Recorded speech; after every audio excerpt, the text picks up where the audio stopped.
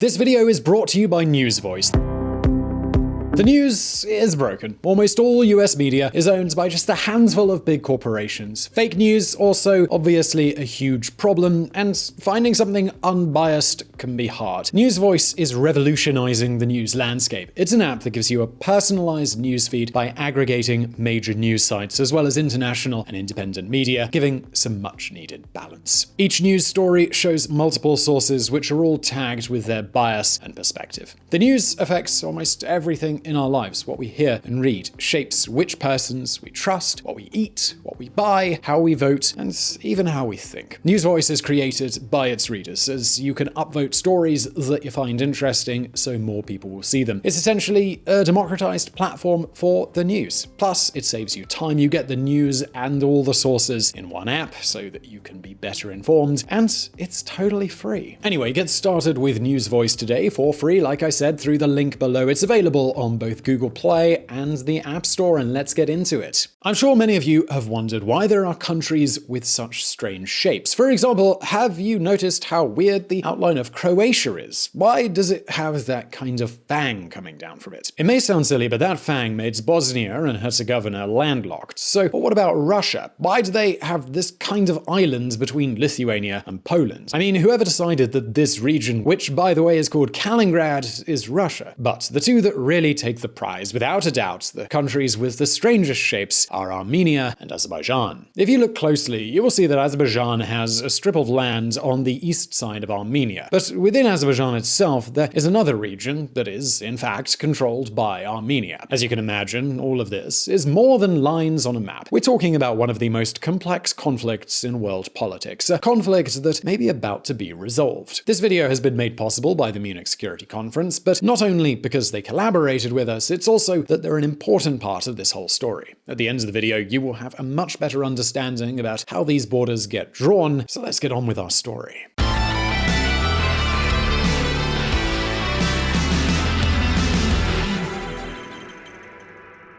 Armenia and Azerbaijan are two of those countries that you only hear mentioned in the Eurovision Song Contest and, well, here on VisualPolitik. These two countries are neighbors and have a lot in common. Both were Soviet republics. Both countries are extremely corrupt.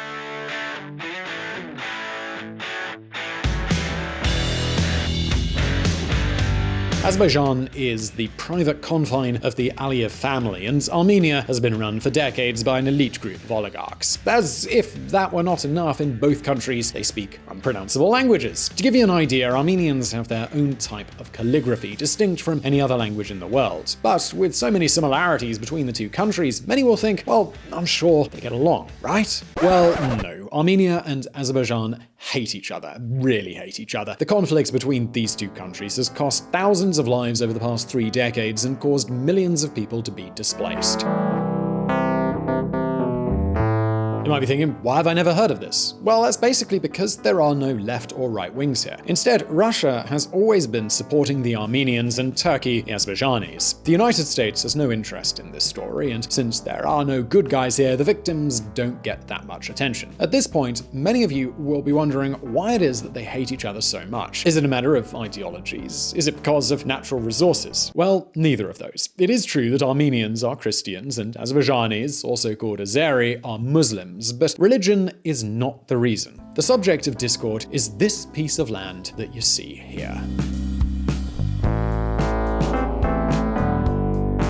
This region here is called Nagorno-Karabakh, and it has about 140,000 inhabitants, of which 90% speak Armenian. Armenia says that it belongs to them, but officially it belongs to Azerbaijan. So what's in that region? Does it have oil? No. Is it of any strategic importance? Minimal. So why are we telling you this story here on VisualPolitik?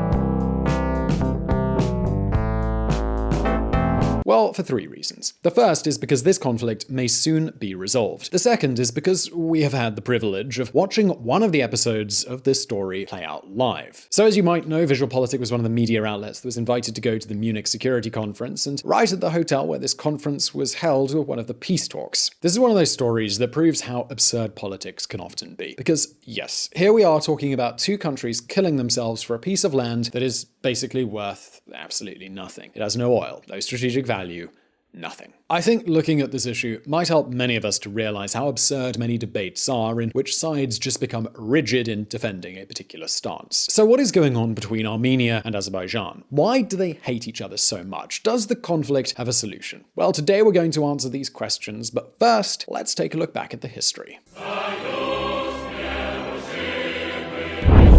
The peace no one wanted. The really big question is who was in Nagorno-Karabakh first, the Armenians or the Azerbaijanis? And you can probably guess the answer, depends who you ask. What we do know is that throughout the 1920s, the majority of the population was Armenian. This is when Stalin arrived and conquered the entire region, and then divided it into 3 socialist republics: Georgia, Armenia, and Azerbaijan. And what did Stalin's division do? Well, just what he'd wished. So in 1923, Stalin said, this Nagorno-Karabakh thing is going to be a part of Azerbaijan. Why? Well, because I said so. I'm Stalin. Everyone else can sort of just shut up. The Soviet Union never really looked when it came to drawing borders, and no ethnic group or nationalist movement dared to question Moscow's decisions. So until 1987, no one dared to say that they wanted to be a part of Armenia. Well, what happened in 1987? Well, the Soviet Union was starting to disintegrate, and all of a sudden, a whole lot of Armenians organized a referendum on self-determination to get out of Azerbaijan and, if possible, to be part of Armenia. As you can imagine, this sparked a famous war between Armenia and Azerbaijan, which lasted until 1994. 6 years of war that took the lives of more than 30,000 people and left more than 1 million displaced. So, who won the war? Well, in practice, we can say that Armenia did. Officially, Nagorno-Karabakh is part of Azerbaijan, but the reality is that the region is ruled by the Republic of Artsakh, where the language, the currency, and even the banks are the same as in Armenia. And as if this were not enough, all of the borders of this area are controlled by the Armenian army. Although almost no country recognizes Artsakh as an Armenian region, in practice, it is one. And you're probably thinking, what about the Azerbaijanis who live there? Well, the truth is, almost everyone had to leave after the war. If we count up those who live in this region and those who lived in Armenia, we're talking about a total of 800,000 Azerbaijanis. And it was a similar story with the Armenians who lived in Azerbaijan. Conclusion, well, to this day, both peoples hate each other. And I'm really not exaggerating, here's an example. In 2005, the then mayor of Baku, the capital of Azerbaijan, had an official meeting with a German delegation. Watch out for this gem of diplomacy, you can't miss it. Our goal is the complete elimination of Armenians. You, Nazis, already eliminated the Jews in the 1930s and 40s, right? You should be able to understand us. Hajibullah Abutalibov, mayor of Baku in 2005. Some of you will be thinking, okay, but that guy was just a mayor. What does he matter? Well, take a look at the current president of Azerbaijan, Ilham Aliyev. Our main enemies are Armenians of the world and the hypocritical and corrupt politicians under their control. Ilham Aliyev, Azerbaijan president. If you're a regular VisualPolitik follower, Aliyev's name is familiar. You know we're talking about a corrupt dictator with few rivals. And as you know, corrupt dictators love to point out the enemy. The Yanks, the Jews, or in this case, the Armenians. And that helps to explain why every time someone has sat down to negotiate a peace agreement, they've failed. Let's be honest, neither side wants peace. And you're probably thinking, surely there must be some possible agreement. Well, of course. In 2009, the Organization for Security and Cooperation in Europe sat Aliyev and the then president of Armenia down at the same table. Where did they do it? Well, in Madrid. That's where they set out a series of principles. Basically, the inhabitants of Nagorno-Karabakh, or if you prefer, the Republic of Artsakh, could decide whether they wanted their land to be a part of Armenia or Azerbaijan. The Armenian army would have to withdraw from the surrounding areas, and Azerbaijan would guarantee a corridor between this region and Armenia. It makes sense, doesn't it? Well, yes, on paper it does make a lot of sense, but unfortunately, neither side was willing to accept it. At the end of the day, having an arch rival has been a great blessing to the oligarchs of both countries. However, now things could be set to change. Why? Well, we're going to look into that right now.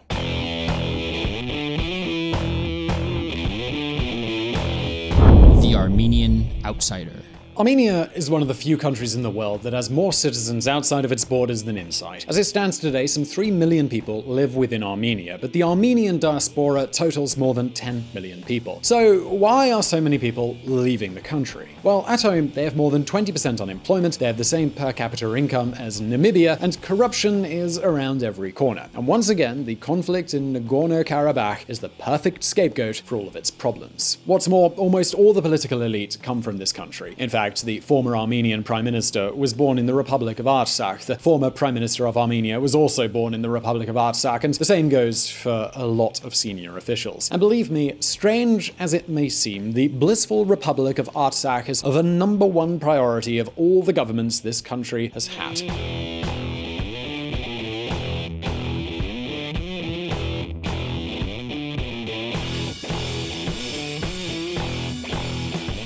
Armenia might have all the corruption you can imagine, but its presidents did such useful things as trying to convince the government of Tuvalu to recognize Artsakh as an independent republic. Yep, that's right, Tuvalu, one of those tiny forgotten countries in the Pacific. And the list goes on. Today, there are 6 states in the United States that recognize the Republic of Artsakh. And you're probably thinking, individual states within the United States? I mean, what business does California have recognizing sovereign states? Well, nothing. But that's how a lot of Armenian politicians have been justifying their paycheck for years, until we get to 2018.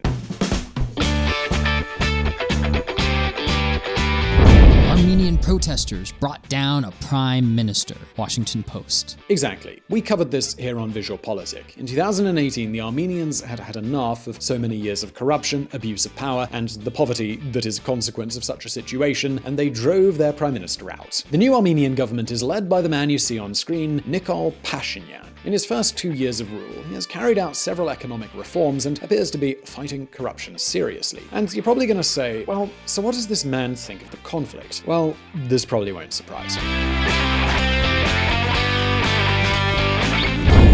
Pashinyan calls for unification between Armenia and Karabakh. EurasiaNet. And I know what you're probably thinking. That's hardly original these days, right? Well, yes and no at the same time. First, Pashinyan is the first prime minister in years not to be born in that region. Second, he is an absolute outsider when it comes to the Armenian elites. In other words, he doesn't need to fuel the fear of Azerbaijan to gain popularity. And that's why it's an opportune moment to negotiate a peace agreement. The question is, how exactly are peace agreements negotiated? Well, let's take a look.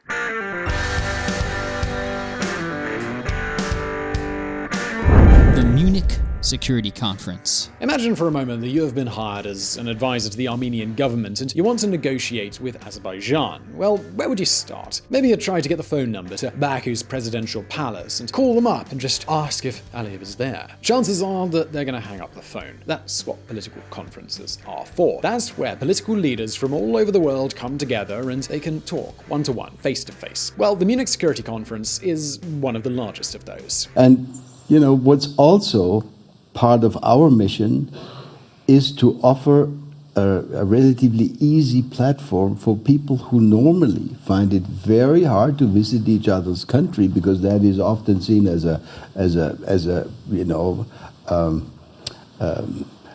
difficult step. You lose face by going to see your adversary.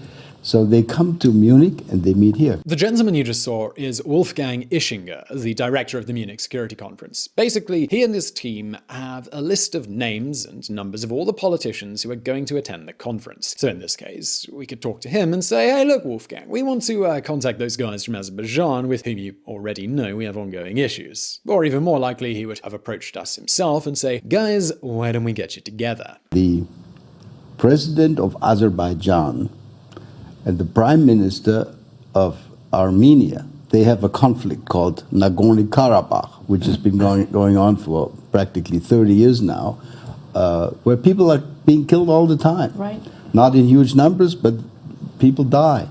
So yesterday we organized a session for these two, and both of them told me this is actually the first time we show up together anywhere.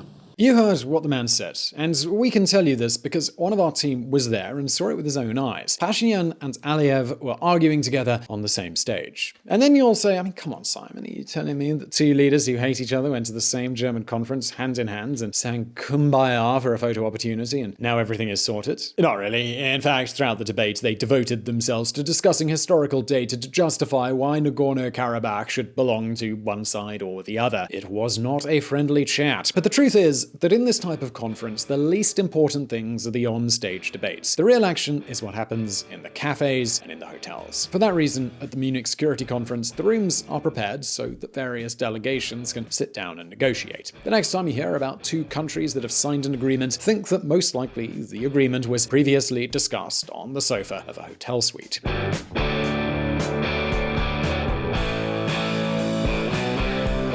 And as far as the conference was concerned, both the Azerbaijani and Armenian delegations had more than one chance to have coffee together and talk about the situation. Does this mean they've already signed a peace agreement? Not really, but it means it looks like an agreement could be reached. But in this case, I can't show you any data yet, just our personal hunch. And yes, I know here at VisualPolitik we like to base everything we say on supporting facts and statistics, not just a few rumors we've heard, but in this case, there's still not much hard evidence. In the meantime, I leave you with this question. Do you think that Armenia and Azerbaijan will end up reaching a peace agreement? What would the consequences of this be for these two countries? Well, leave your answer in the comments below. Also, please do visit the Your MSC channel where you can see all the interviews that we conducted during the Munich Security Conference. You won't see me. In my place is Fonseca, who's one of the presenters on the Spanish channel. So, I really do hope you enjoyed this video. Please do check out our fantastic sponsor, News Voice, who I'm linking to below, and thank you for watching.